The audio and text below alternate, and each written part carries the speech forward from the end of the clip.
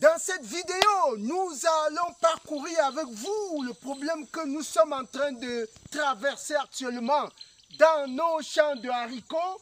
Ici, justement, c'est le haricot nain, le haricot de petite taille qui avoisine les 50-60 cm de hauteur, parce qu'il y a sur notre site plutôt le haricot rampant qui est justement supporté par des tuteurs. Mais là, nous avons de sérieux problèmes. Et lorsque vous mettez des plans en place, il faut rester sur ses gardes. Il faut surveiller. Il faut faire la veille pour ne pas avoir des surprises désagréables. Qu'est-ce que nous allons faire pour sauver nos haricots? De quoi souffrent nos haricots? C'est tout de suite après le jingle.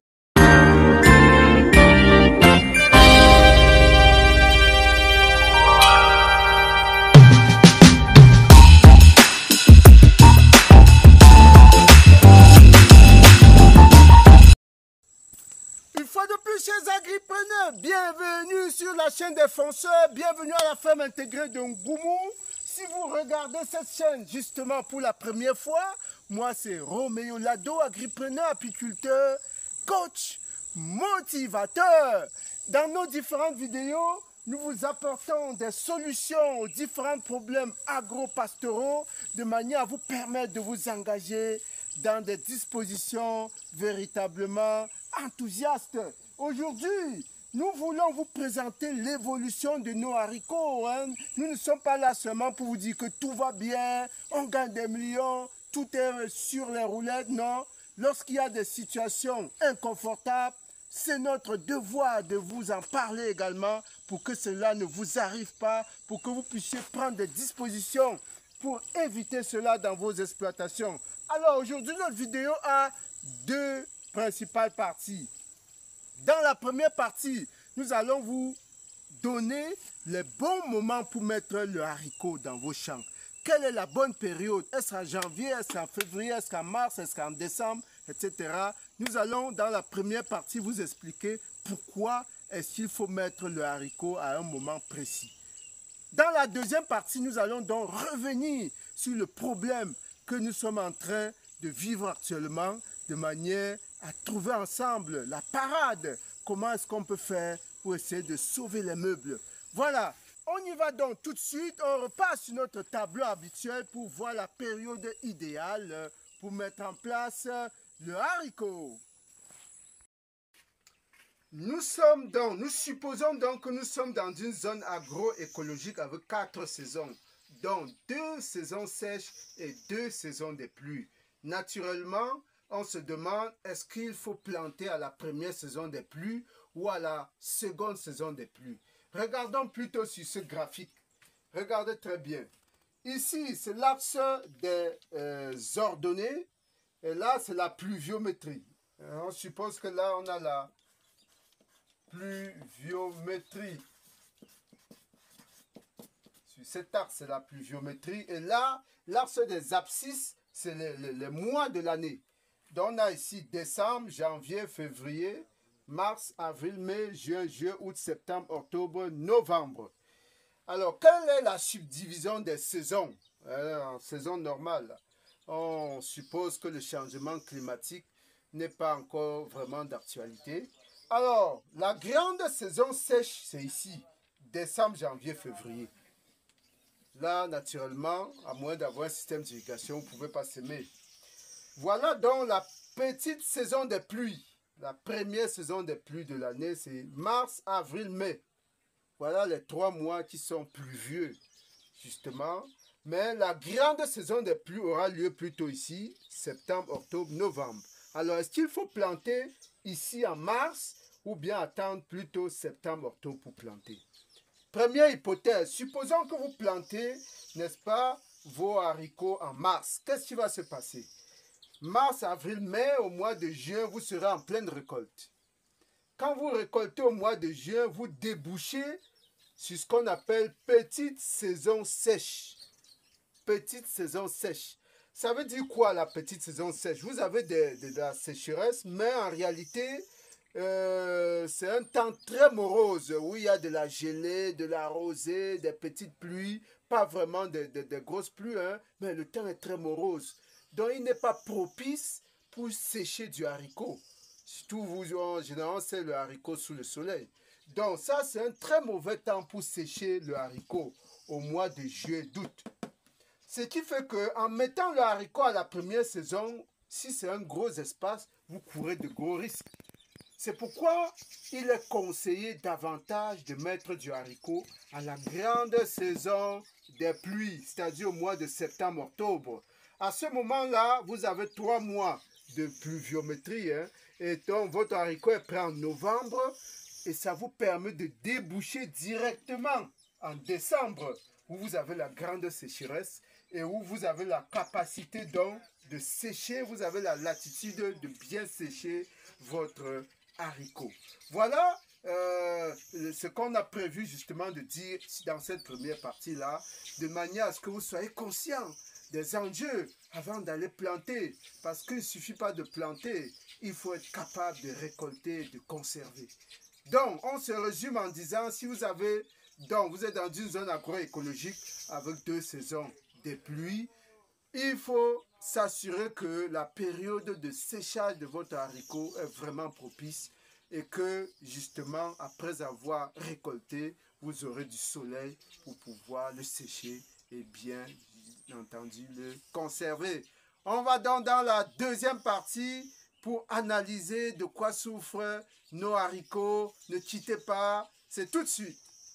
Avant d'entrer dans le vif du sujet où nous voulons vous donner une information extrêmement importante, dans quelques semaines, nous mettrons à votre disposition un document inédit, un document très important, un document stratégique sur la mise en place d'un projet agropastoral. Il s'agit des 10 règles d'or de l'entrepreneuriat agropastoral qui permettent justement, comme un livre de chevet, de vous mettre sur la droite ligne, de vous éviter les erreurs, de vous éviter justement des fausses pistes, de vous donner tout ce qu'il faut pour baliser votre piste et rentrer avec sérénité dans l'agropastoral. Par exemple, pourquoi est-ce qu'on demande de commencer petit? Par exemple, pourquoi on vous demande de faire du réseautage? Pourquoi on vous demande de vendre avant de produire?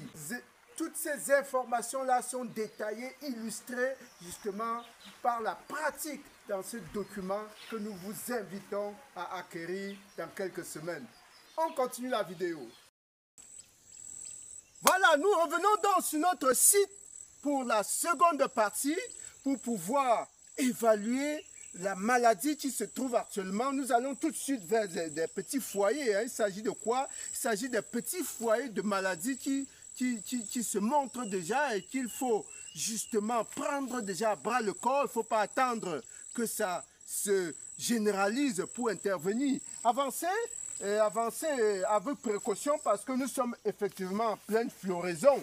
Vous savez, les fleurs de haricots sont extrêmement fragiles et pour peu que vous les bousculiez, vous pouvez justement endommager complètement la floraison. Venez voir, filmer ce pot-là, vous voyez comment il y a déjà les gousses qui s'annoncent, bien que les floraisons soient pratiquement encore en cours. Il y a déjà les gousses de haricots qui s'annoncent, c'est un peu comme ça partout dans cette zone-là. Et justement, c'est là que nous sommes en train de rencontrer les premiers problèmes. Regardez ce premier foyer. Vous voyez les feuilles, cette couleur grise-là qui se voit à distance. Vous voyez, ça c'est un mauvais signe. Vous voyez qu'ici, il a complètement perdu les feuilles. Ici, il est en train de perdre les feuilles. Et vous voyez justement ce feuillage qui est un peu comme huileux. C'est comme si on avait versé de l'huile. Et vous voyez une petite poudre là. C'est cette couleur blanchâtre là, poudreuse là. Ça, c'est un signe de maladie justement. Et là, on a pour le moment un petit foyer qui est circonscrit à ce diamètre d'environ 2 mètres. Les plants ici sont en méforme. Et justement, ce n'est pas le seul foyer. C'est pas le seul foyer. Il y a un plant ici qui s'est invité. Il y a un plant grimpant qui s'est invité dans cette grande masse-là. Nous allons évoluer là devant pour regarder également un autre foyer. Hein. Ce n'est pas le seul foyer. Pour le moment, c'est circonscrit à certaines zones. On va identifier après de quoi il s'agit. il y a notre zone ici devant.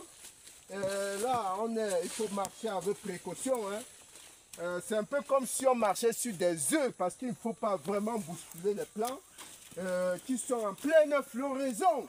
Alors voilà un second foyer. Vous pouvez filmer là. Vous voyez que la même structure, on dirait des feuilles sur lesquelles on a versé de l'huile. Et vous voyez ces feuilles là qui pourrissent. Vous voyez cette humidité là. Les feuilles complètement humides, collantes, avec une perte de feuilles, perte de feuillage.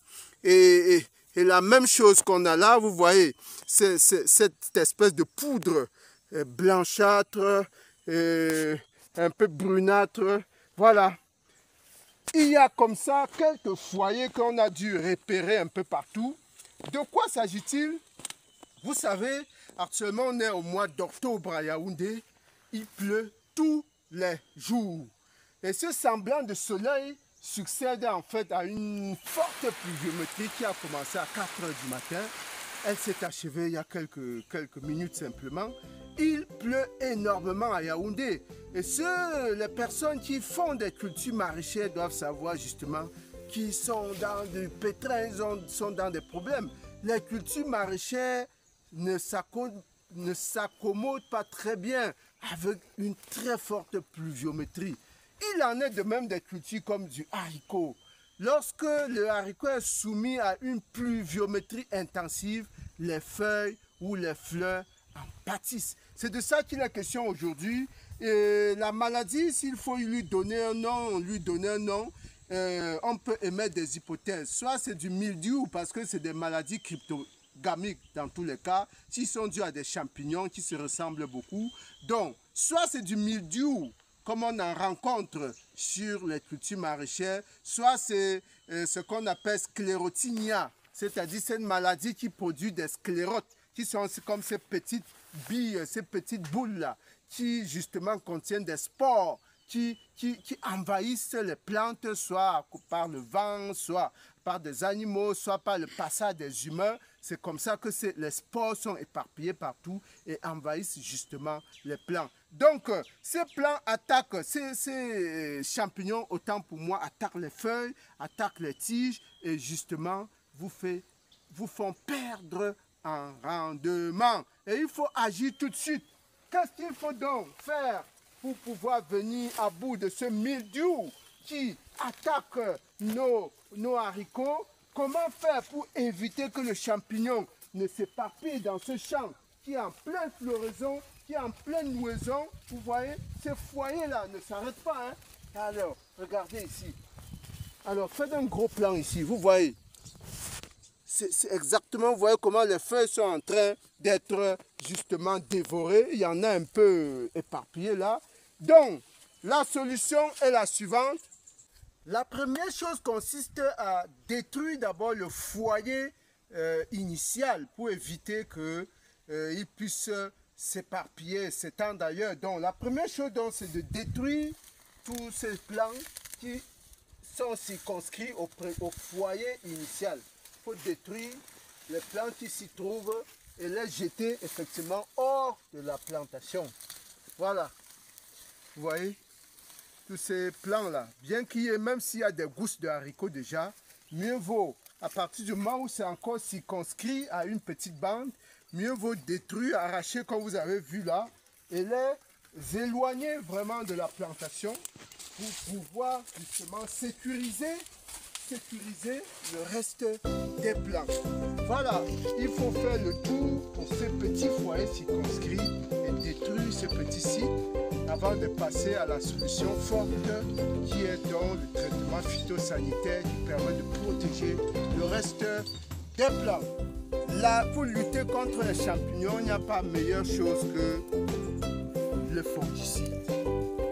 Il faut appliquer un fongicide et de préférence un fongicide à base de cuivre. Ça, c'est extrêmement, ou on appelle souvent aussi bouillie bordelaise. C'est généralement très efficace contre les champignons et surtout contre le mildiou. C'est ce qu'on va essayer de faire tout de suite, d'appliquer, de charger les appareils et de commencer donc justement l'application parce qu'il fait un peu beau temps, c'est le moment d'appliquer de manière à ce que toute la journée, les feuilles aient le temps de sécher, de réessuyer avant éventuellement qu'il y ait d'autres pluies. On y va tout de suite justement avec le traitement phytosanitaire, observer le chargement de l'appareil.